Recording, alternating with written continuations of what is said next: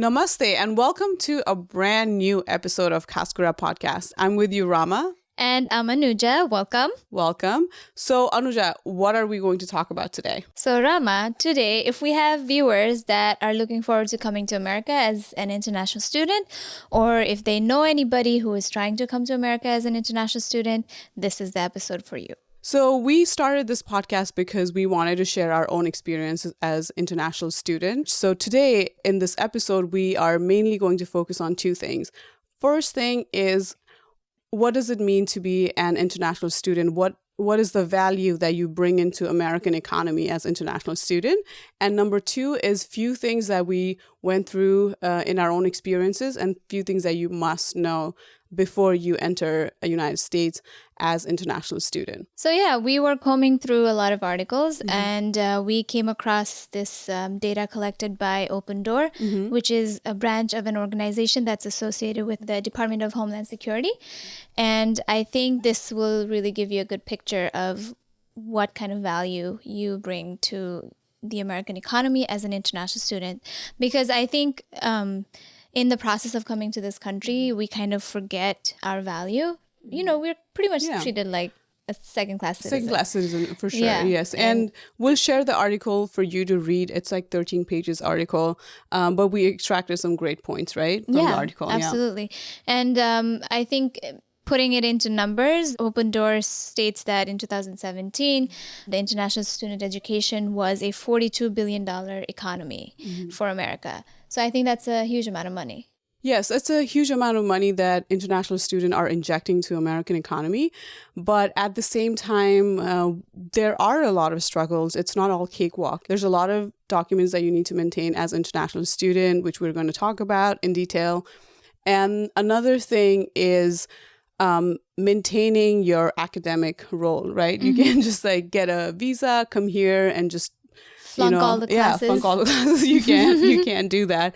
And I think the third thing we want to talk about is, I think Anuja and we both have gone through this experience where we feel like there's a huge manpower gap for a business that's bringing in $42 billion in American economy. We don't think that there's enough people guiding and helping international students. So it kind of gives an impression that international students are, they're pretty much set up to fail. Yeah. So we wanted to discuss a little bit about that as well. Anuja, do you want to elaborate a little bit on, what are the paperwork that you need to maintain as an international student? Yes, we have the Seaveys, we have the I-20. Make sure your passport doesn't expire. Usually we get a 10-year passport, so that should be good. And talking of I-20, every time you make any minor changes or major changes to your major, or you're like seeking an extra semester to complete your degree, sometimes things happen and you end up taking the wrong classes, and that also is a huge chance. Happened to me, a few times. And you might have to take an extra semester, which will make you stay longer than what your visa might be. So that needs to be updated on your I-20. And as soon as you come into this country, the I-20 that you were sent by your college, the first I-20 ever, keep that. But your DSO or your officer at the International Student Service should be updating that and giving you a new I-20. Yes, that is a very important piece. I don't think that was mentioned anywhere before I entered America. So you get a Seaveys number. It's a student identification number. If you enter America with F visa and M visa, you get the Seaveys number, which you need to have. It's a very important number. And then I-20, like Anuja said, every time there's any changes in your school or major, they issue you a new I-20 and you have to maintain it. Like, for example, I had, I think, 4 I-20s, because... Oh, girl. Like, with grad and undergrad school, I've had, I think, 10 or 12. Yes. And until I don't know, whatever your plan is to go back to your country or stay here and apply for permanent resident or citizenship, you have to maintain all the original, not copy, the original I-20s throughout. Keep them. Yes, keep them. It's like put it on a safe or something. Yeah. And okay, so those are the two important documents that comes into my mind apart from visa and your passport. And should we talk a little bit about academia and the pressure that you have as an international student to maintain your academic standing. Before we move on, though, I want to talk about Seaveys really quickly. Okay. Always remember, if sometimes, to save money, smart kids, when they're going to undergrad school, you have 4 years of education, right? But the first 2 years of education, like we spoke about in the last episode, is that you have to take like basic prereq classes or elective classes. So if you're planning to go to a community college to finish those classes, save some money, which community colleges are much cheaper than four-year universities. So if you're planning to do that, make sure that your Seaveys number is transferred over to the community college. And when you transfer back to your university, make sure that it's transferred back, because this has happened to one of my really close friends and pretty much screws you over. It is not a happy thing when your numbers doesn't match. Exactly. And I think, Anuja, you and I will do a separate episode on the American system, like classes and registration, that kind of stuff. So we're definitely going to talk about the schooling system. We'll talk about that as well. We have to do a very deep dive on it. It is that might be more than 10, 15, 20 minutes. I think it will be an hour long, but we that's the whole reason we are doing this podcast, is to give you more information, and we will definitely try to extract all the important knowledge and record it for our audiences. So back to the academic. You have to maintain by hook or by crook, not by crook, only by hook, only by right means. Do not cheat, do not plagiarize. Yeah, we never did that. You have to maintain a 2.0 grade point average. Grade point, yeah, because it doesn't sound like much, but once you're also working, you're trying to like catch up with all the assignments. It's a lot of work. If you fail a class, you can repeat at least one class. But if you fail again, like you get into academic probation and you're put on hold, you cannot enroll into classes independently. You have to go through a counselor. So it's a whole lot of hassle. So save yourself that hassle. The minimum requirement is taking 12 credits, which means each class is average 3 credits. So you're taking 4 classes per semester. And this is for the undergrad? Yes, for undergrad. For grad school, it's 9 credits per semester, which is 3 classes. Sometimes the credits are up and down depending on how hard the class is, what level the class is. But on average, that's what it is. Do not ever overwork yourself and take too many classes. Start off with 12 credits. Yes. In general, when you have to take 12 credit, and sometimes what happens is that, let's say if you are taking a very hard class, for example, calculus. So if you're taking calculus and you have to take other classes, like other 9 credits. So calculus in our school was 3 credit, and you'll have to take another 9 credit. There's no like, can I just take 2 classes, so it's not that much workload. Doesn't matter how hard the classes are, you have to maintain that 12 credit per semester, especially I think it's spring and fall. You have to maintain 12 credit for undergrad and 9 for grad school. I think majority of schools run on a semester basis, but there are a few exceptions. Some colleges also run on quarterly basis. I know Louisiana Tech, that university runs on a quarterly basis because one of my cousins went there. But yeah, that's the average. Yeah. And finally, we also want to talk a little bit about the lack of manpower. Yeah. So we already told you we'll post the article that we collected these data from.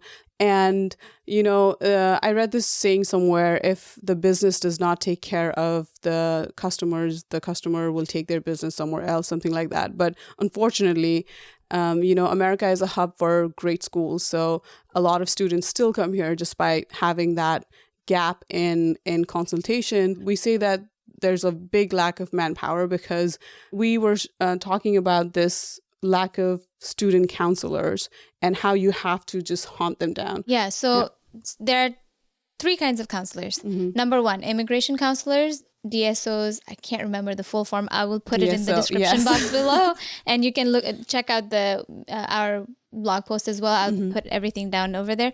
But anyways, there are very limited numbers of DSOs that are assigned for international students, and there are limited amount of career counselors. So there are 3 types of counselors: career counselors, immigration counselors, and mental health counselors. So what is student counselor? Are they career counselors? Okay. So career counselors are separate from immigration counselors.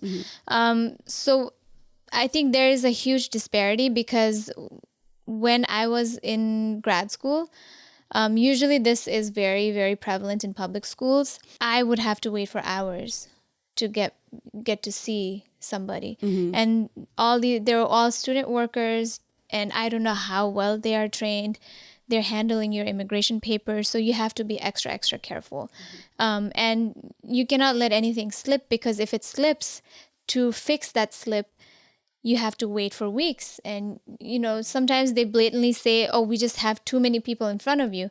This one time I had to go through a provost, the vice principal, the vice president of the college to get my voice heard. And it was heard, but it took talking to a manager. I think that's one line every international student needs to learn before coming to America is, can I talk to your manager, Can I talk to your manager? Yes.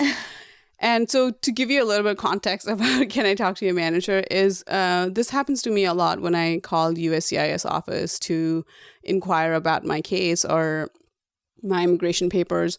There's always level of employees in America. So coming from Nepal, I didn't know that, but there's always level of employees. So if someone you're talking to directly behind the office, behind the glass window, if they can't solve your problem, you should always ask to talk to their supervisor, because the chances are that the person behind the glass door, they don't have authority or they don't have information which these higher level personals in any office in schools or any other places have. So you should definitely try to talk to them. And like in Nepal, I didn't really deal with a lot of admin work. My dad was taking care of everything. And when we came here, and we're also, I feel like a lot of Nepali people are also shy. They don't want to, don't want, first of all, you don't want to go in person. And when you go, if someone says no, you just like, okay. And then you just turn around, right? Don't do that. Yeah. Dude, I cried the first time I ever had to meet this Hakim. It was at a passport center in Zappa. Even though I was born and raised in Kathmandu, my parents were from Zappa. I had to fly to Zappa with my dad. Not fly, we took a bus. And we wanted to request like an expedited passport. So the Hakim asked to talk to me. He was like, oh, let me hear from her, the student herself, like who wants to go to America. Let me talk to her. And I go in, I completely break down. Oh my God. I'm like crying and coming out of the door. Yeah. And then my dad That's had to not go the talk. Anuja I know, by the way. Not now anymore. she will talk to your manager and the manager's manager. Exactly. So, yeah, it's okay. High five. That's a good growth. Yeah. That's awesome. Cool. The only time I've had breakdown in a counselor's office and it was totally my fault, right? So I wanted to study economics or international business. And when I changed my major, I did not realize the amount of classes that transferred from community college to Baruch College did not transfer. I should have checked with my student counselor or career counselor. So this is another lesson that you can take from us. It's like go to student counselor office every beginning and at the end of the semester, make an appointment, go there, talk to them, and see how many classes you need, see how many classes you don't need. I took so many classes that I never needed. Dude. And these classes are really expensive. If you're an international student, you pay. So to give you an idea, in state, the people who were born and raised in New York were paying, I think, $600 per credit versus, or per semester, per class, versus I was paying like $3,500. Which is a lot of money. I mean, it was close to that, I think. And so when I went to the student counselor, I saw how many classes I took that I didn't need because I didn't do due diligence checking. And it ended up for me to have, I had to take so many other classes. And I thought I was going to graduate in certain time. And there was no way I was going to graduate. So that was the time I remember crying at the office. It wasn't good. Always have your own back. I think that's one of the biggest lessons. Even though we are worth this huge economy. Like we're contributing so much, we're paying taxes. I think we're neglected in a lot of ways. And I think the best way to counter that is to be extremely vigilant and have your own back and always be on the lookout for yourself. And, feel free to message us. We're on Instagram, Facebook. We have our email. We will post it in our description.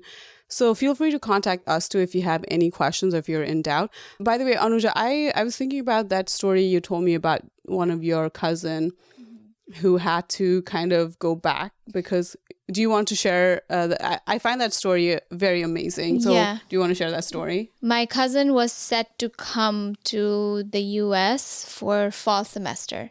He had initially applied for summer semester. Summer, okay. Which is only a 3-month gap semester, not an actual semester, but summertime, where you only have to take 6 to 9 credits. So he applied, he got accepted. But the DSO and the international student counselors, they recommended, why don't you come in the spring instead of coming in the summer. Sorry, not spring, fall instead, okay. Right after summer is over. And then he was like, okay, fine, everything's done, ready, he has his visa, he's set to go. And then he is flying through Dubai. And in Dubai has a U.S. customs. Immigration office, customs. It's they check everything before they send people over. So when they checked the I-20, they were like, oh, you were supposed to be in America in the summer. Why are you just now going? The issue was that the counselors forgot to send him an updated I-20. And he had no clue. Yeah. Now he's stuck in Dubai at 1 a.m. in the morning, and he's calling me frantically. He's like, what do I do? And I am screaming and yelling at the person who is telling me that my cousin cannot go through and take his flight to America. So I was so pissed. So I told him, hey, can you at least arrange for a hotel? He can't be staying at the airport all night. So he arranged food, hotel. He had to go back to Nepal and get another ticket and come back to America. I can't imagine. Yeah. That must be so much. I lost my... I wanted to share one of my stories too about this whole being on top of your paperwork and everything. So I took computer science in Baruch College, right? And I was all happy, you get OPT, which is optional practical training, which is a year that you can work as a student. And after that, if you're a STEM, science, technology, engineering, and mathematics major, you get an extra 17 on top of that 12 months OPT. And I was working in Chicago, very happy. And I read that you can extend the OPT 60 days after it expires. And I was under the impression okay, my OPT is expiring soon. I'm going to come back to Baruch College because you have to be in touch with your school the whole time. As an international student, didn't matter. I was in Chicago, thousands of miles away. So when I come back to New York and I check with my school to extend the 17-month I get as a STEM major, they literally told me, okay, you have actually 60 days to leave the country. So you can imagine I'm working in Chicago. I come to New York to file for extension for my OPT. And I literally luckily things worked out for me. There's different other ways I got to stay here, but it was really stressful at that time because not everybody is lucky and they have people looking out for them like I did. But after that, I realized the importance of reading everything in the form, whatever brochure or anything your school gives you, just make sure you go through it and stay on top of it. And also go to student centers, talk to your classmates who are also international student and try to see how things are different in your school, and please stay on top of the paperwork and immigration and everything. Yeah, band together, build yourself a support system. I think that's really important. Really important. And ask questions. Yes. Like we said in the last episode, always ask questions. Always ask questions. If you're in doubt, ask questions. Okay, so Anuja, do you want to add anything else to our podcast today, or should we wrap up? I think we should wrap up. Just to summarize everything, there's a lot of paperwork, so make sure you maintain it. Always have your own back. Always be a diligent student because you have to maintain your academic standing. And also learn to say, can I speak to your supervisor? Can I speak to your manager? Always. If they're not able to help you, if they're rude, if they're being impatient with you, always. Sometimes, when you're confused, you don't understand, guess what? Ask someone, because when you're here in a foreign country, you have to ask people. Otherwise, if you just stay in your room confused, you're going to get nowhere. So just like ask people.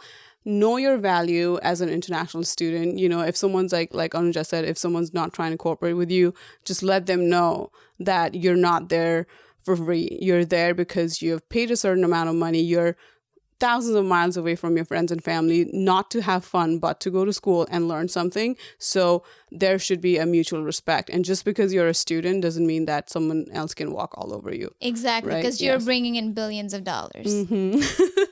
Okay, so with that message, we want to wrap up today's episode. Thank you so much for watching our video today.